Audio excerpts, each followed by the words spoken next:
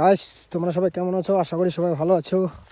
তো আজকে আসি আবার আমি চরে, অনেকদিন পর, প্রায় 2 সপ্তাহ পর। তো দেখুন, কিছুদিন আগে এই ভুট্টাগুলো ছিল একদম ছোট ছোট, আর এখন দেখুন কত বড় বড় হয়ে গেছে।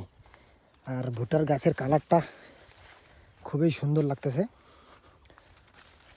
আর আমি যাচ্ছি হচ্ছে কিছুদিন আগে যে আমাদের লঙ্কা ক্ষেতটাতে জল দিয়েছি, সেই লঙ্কা ক্ষেতটাতে আজকে আমি দেখতে যাচ্ছি কীরকম হয়েছে লঙ্কা ক্ষেতটা। তো দেখুন, কিছুদিন আগে কিন্তু এগুলো ভুট্টা একদম ছোট ছোট ছিল, এখন দেখুন কত বড় বড় হয়ে গেছে। তো লঙ্কা ক্ষেতটা দেখি কীরকম হয়েছে, প্রায় 1.5 সপ্তাহের মতন হয়ে গেল আমি তো আসি নাই, তার জন্য আজকে দেখতে আসছি যে কীরকম হয়েছে আমাদের লঙ্কা ক্ষেতটা। তো এই যে ওইদিকে যেতে হবে, ওইখানে। তো ঠিক আছে, ডাইরেক্ট গিয়ে লঙ্কা ক্ষেতে দেখো কীরকম হয়েছে আমাদের লঙ্কা ক্ষেতটা। আমিও অনেকদিন থেকে দেখি নাই, তো তার জন্য দেখার জন্য যাওয়া হচ্ছে। আর এই যে এগুলো দেখতেছেন, এগুলো ভুট্টা, আর এইটা হচ্ছে লঙ্কা। এই লঙ্কা ক্ষেতটা আমাদের পরে কিন্তু রোপণ করেছে, আর আমাদেরটা তো আগেই রোপণ করা হয়ে গেছে, অনেক দিন আগেই, প্রায় এইটার 1 সপ্তাহ বা 2 সপ্তাহ আগেই আমাদের রোপণ করা হয়ে গেছে। তো এই যে দেখুন নদীর আবহাওয়াটা, আজকে সূর্যেরও আবহাওয়া মোটামুটি ভালোই আছে, কুয়াশা তো এখন সেরকম নেই। তো আমাদের লঙ্কা খেতে যাই, দেখি। তো গাছ ফাইনালি আমাদের সেই লঙ্কা খেতে চলে আসি, তো আপনাদেরকে দেখাচ্ছি।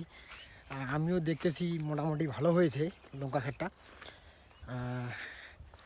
আগে যেরকম ছিল সেরকম নেই এখন, আর আগে যা ছিল মানে, আর এই আমরা যেই ক্ষেত মানে জমিটাতে যেটাতে লঙ্কা রোপণ করেছি, এই জমিটা পুরো শুকনো, তার জন্য লঙ্কা মানে ওঠাতে খুব টাফ, মানে অনেক কষ্ট করে উঠাতে হয়।